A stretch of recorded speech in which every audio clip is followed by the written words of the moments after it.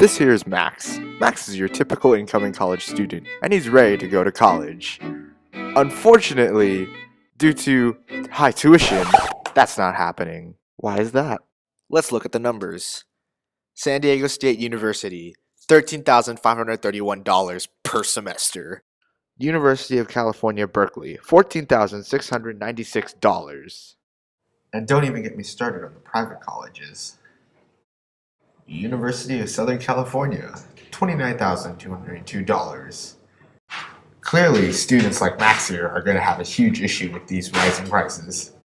Had Max decided to attend these schools 20 years ago, he would have only paid at SDSU $1,674 per semester. Or for UC Berkeley, he would have only paid $3,969 per semester. And even if he went to a private college, USC would only charge him $16,818. Or if Max is, we need to find out why this is happening. So we're going to bring in some experts. Yeah, my name is Carlos Pelayo. I'm a graduate of UCSD, the University of California, San Diego, Thurgood Marshall College. I graduated in '96.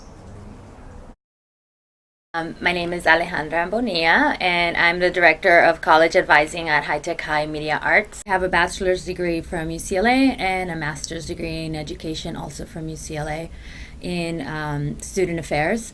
At the time, when I started UCLA, it was $3,903 Per semester? per year. So this is per year. Oh, okay. That was in 1999. Okay. So like 15 years ago. The figure I have here is from 2011, 2012, and it's 13,108. So anyway, it has more than tripled, really. Hold up, Alejandra. You just said that when you went to UCLA, it was $3,901. Now you say UCLA tuition is more than $13,000. That's insane. That's $10,000 whole dollars. Yeah, it's pretty shocking. Wow, I just totally said that in my last voiceover. Right? Students can take different paths to higher education. So in terms of fairness, I guess one can say that, sure, it's fair that everyone potentially has the access, in theory. Key words, in theory. So in practice, there are many different issues that, come to play, right? As far as money is concerned, or paying for tuition, paying for college, there is financial aid available, but there are also many families that don't get enough financial aid to be able to afford a four-year college. I've met students who are getting their bachelor's degree, and they have about $80,000 in loans just from a bachelor's degree. Negative 80 grand for a bachelor's degree? And that's very, very high, because that's kind of an amount you want to take out for like maybe law school, or law school probably be more than that, but graduate school, right? Yeah. Not just a bachelor's degree, because a job with just a bachelor's degree, you're not going to be earning a lot of money, so then you're going to have a difficult time paying that back. In California, our public school system was hit hard in the last few years, because the budget from the state of California was cut drastically. And so a lot of the public institutions in California rely on state money to, keep going, keep business going, right? And so when they weren't receiving that money, they had to supplement in one way or another. So that's when you saw the increase in tuitions, right, in the last few years.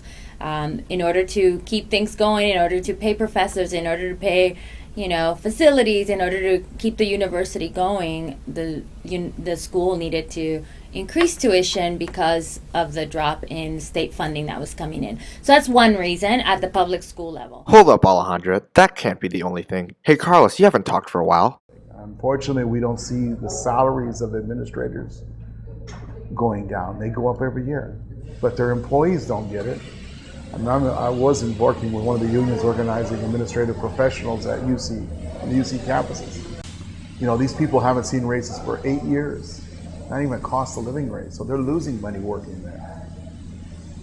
They think they can put the burden of the costs on the students with their tuition.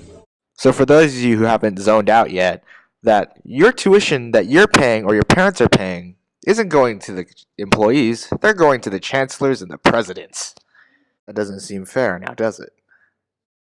In addition to that, colleges are always trying to improve. So when you do campus tours, many times schools will tell you, we're developing a new campus center, we're developing a new gym facility, we're developing a new building, we're developing a new medical school, right? You see a lot of construction and things like that. Or housing, residence halls is a big one. We have the state-of-the-art residence halls, right? All that costs money, and that money a lot of times has to come in from rising tuition. Exactly. And so, when you go on an admissions campus tour, the tour guides will brag and tell you, oh, our facilities are state of the art, are wonderful, this is what we're doing.